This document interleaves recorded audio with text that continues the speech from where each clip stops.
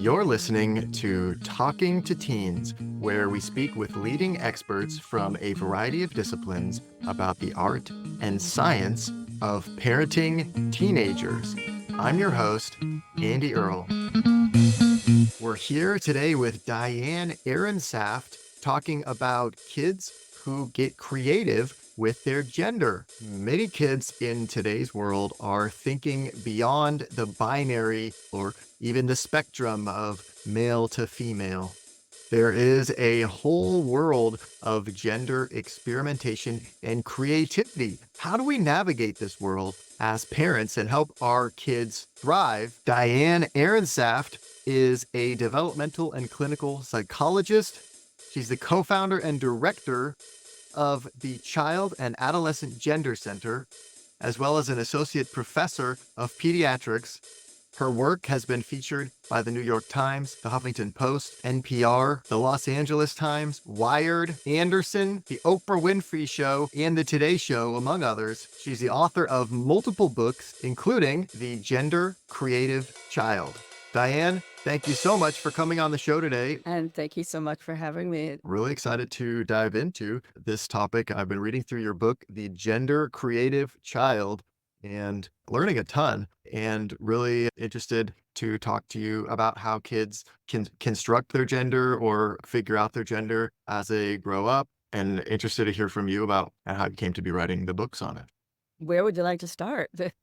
You talk a little bit about your studies in developmental psychology in the book. How did that path then get into this focus on gender? I would back it up to both my undergraduate and graduate school career, where my focus was on gender.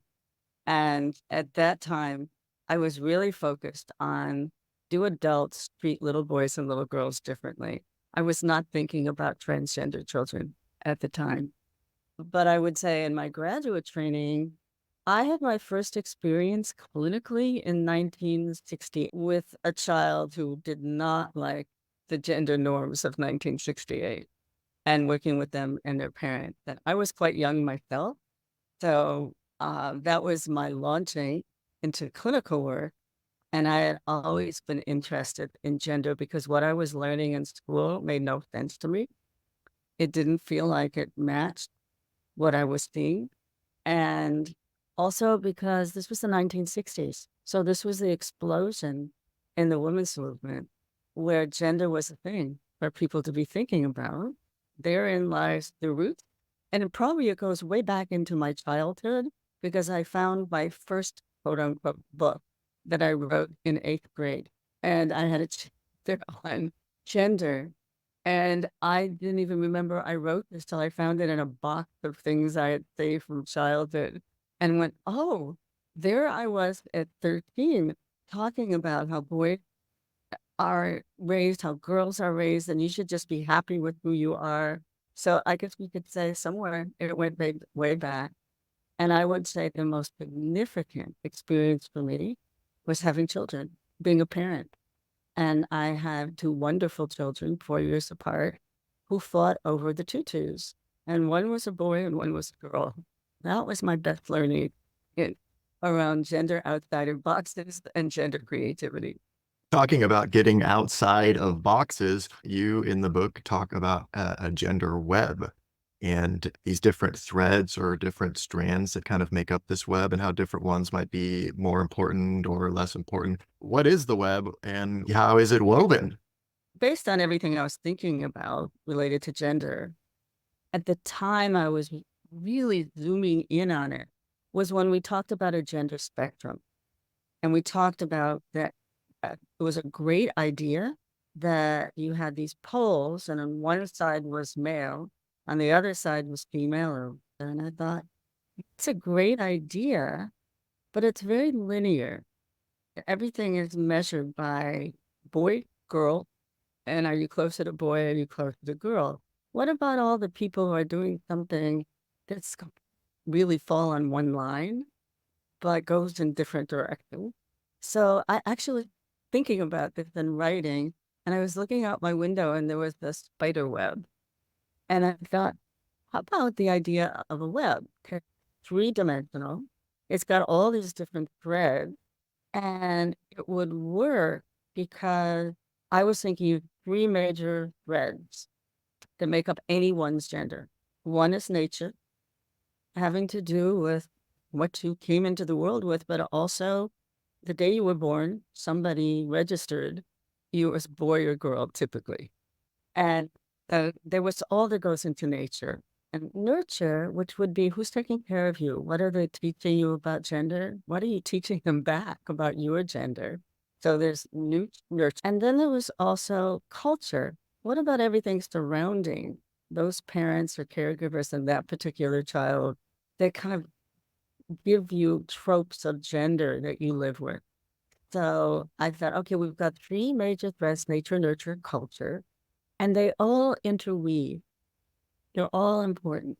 And every single one of us is doing that psychological work to weave it together, those three threads, which has lots of threads underneath them, to make our own unique gender web.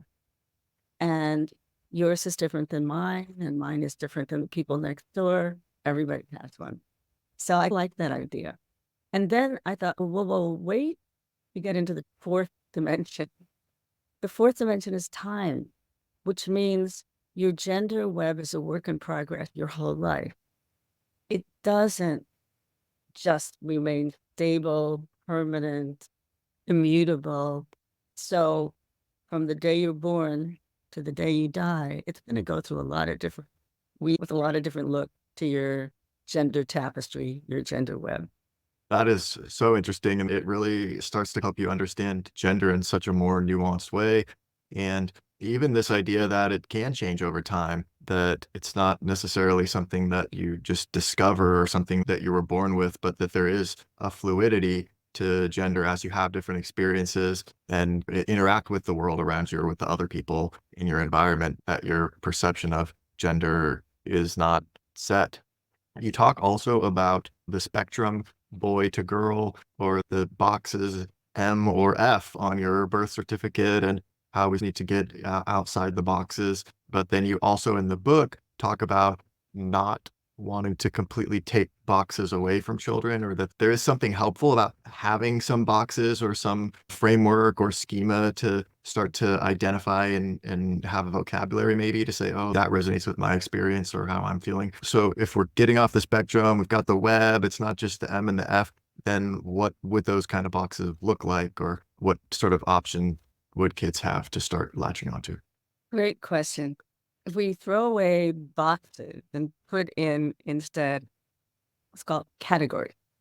There are different categories of gender, and my greatest teachers on this were the kids coming up with their own categories.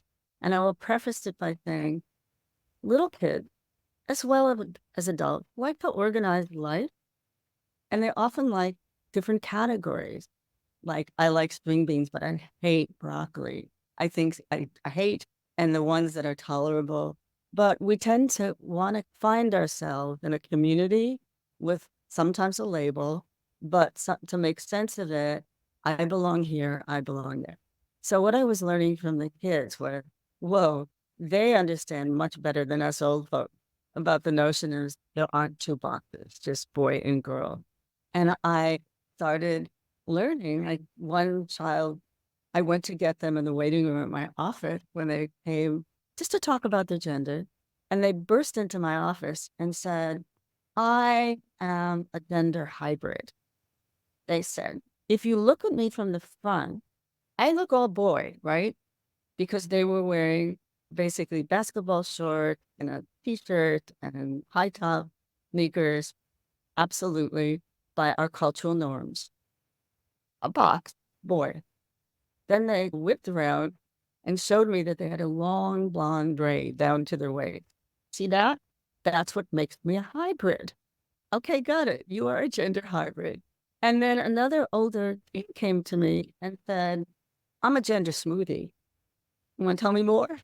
Which is usually how I'm learning. Tell me more, please. You take everything about gender, you put it in the blender, and you press the button, and it all mixes up, and you have a smoothie. That's me, a gender smoothie.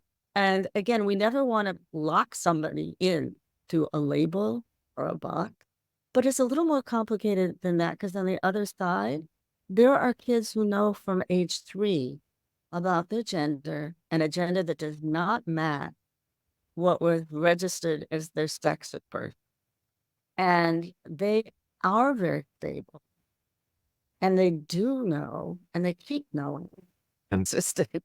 So we have fluidity, but we also have stability. And both are to be respected as possible pathways of gender for all children, teens, and adults. So that was something really fascinating to me throughout the book is these kids that you get that by age 3 or even when they're really you would think wouldn't even know that much about gender or they're just learning language. They're just putting their first sentences together, but some of the sentences might be, "No, I'm a girl," or "I'm a boy," or they're not the gender that you're putting on them or that you would think based on their natal gender. You refer to these kids as apples in the book?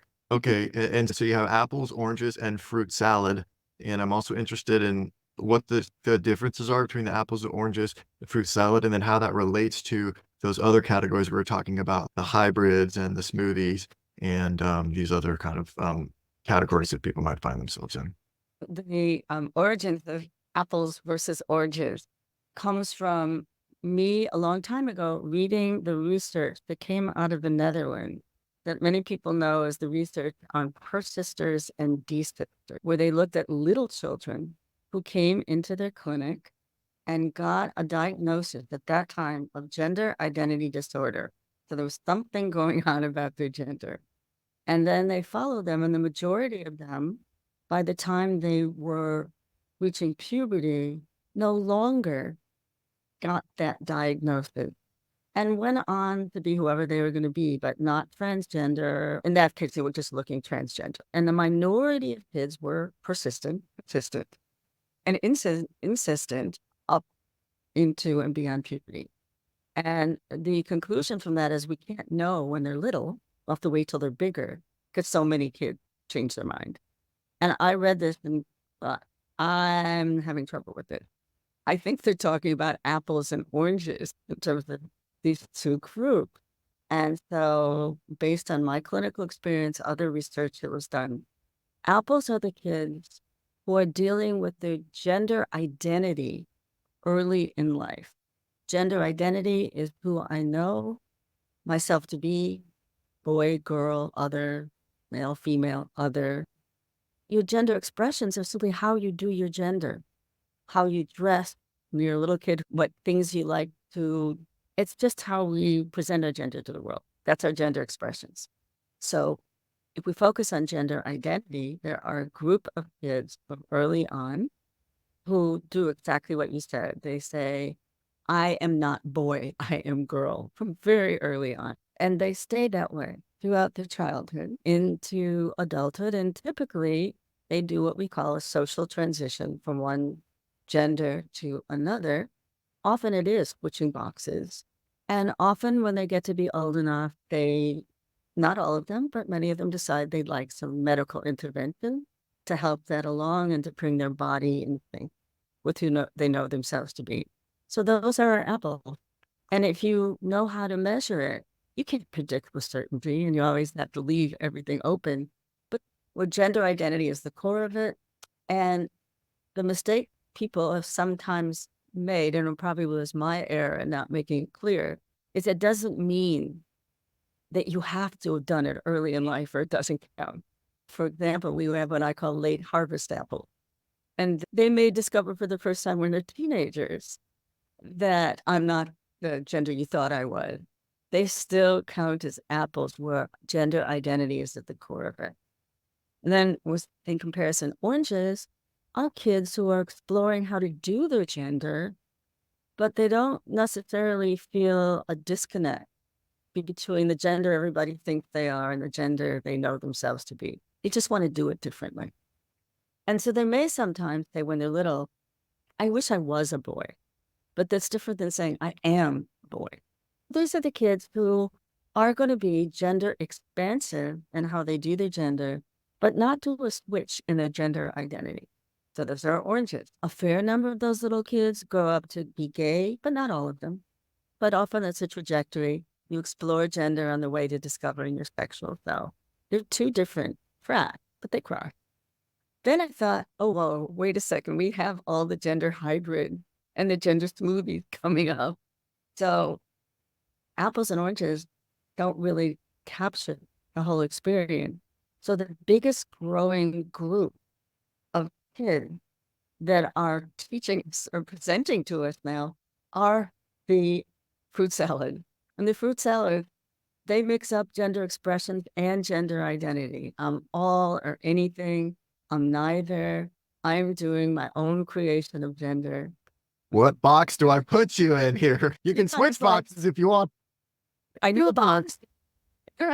And that is our bedrock of gender. There's two boxes. We've discovered gender is infinite. It isn't two boxes. You might find yourself in an A box, but among all these different gender webs. So all of the fruit salad situations are gender creativity, or all apples, oranges, and fruit salads? I would like to say we should all be gender creative, no matter what our gender is. So yeah, it covers, in terms of what we now, the language has changed remarkably, but these days it's gender diverse.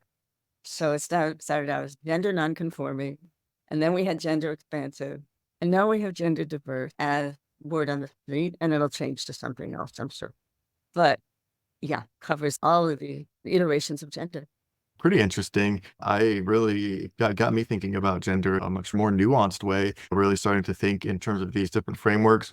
I feel like I have a much deeper understanding of how this all works. I think what could cause friction in families is just a lack of understanding. And there's so much more to talk about in the book. You talk about how much we are getting information online, or how much we're connecting with other people in the community online, and the benefits, but also the drawbacks of that. So I would really highly encourage people to pick up a copy of the book, which was called The Gender Creative Child.